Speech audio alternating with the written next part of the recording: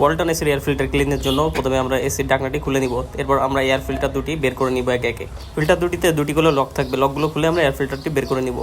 এরপর এসির ভিতরের বডিতে কোনো ময়লা থাকলে আমরা সেটি একটি টিস্যু পেপার দিয়ে ভালোভাবে মুছে নেব। টিস্যুতে যদি হালকা গ্লাস ক্লিনার ব্যবহার করা হয় তাহলে আরও ভালো পরিষ্কার হবে। এবার এয়ার ফিল্টার দুটিকে একটি ব্রাশের সাহায্যে উপরের ময়লাটি আলতোভাবে তুলে নিব।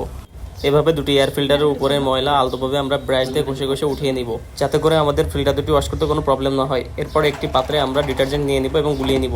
মিশ্রিত পানি আমরা এবার এয়ার ফিল্টারের উপর ছিটিয়ে দিব এবং একটি ব্রাশ দিয়ে ভালোভাবে ফিল্টার দুটির ময়লা জায়গাগুলো ভালোভাবে ব্রাশ দিয়ে ঘষে ঘষে পরিষ্কার করে নিব। তারপর আমরা ফিল্টার দুটিকে ভালো পানি দিয়ে ধুয়ে নিব। এটি ভালোভাবে ধোয়া হয়ে গেলে আমরা বারান্দা বা ছাদে যেখানে ভালো রোদ আসে সেখানে শুকাতে দেবো।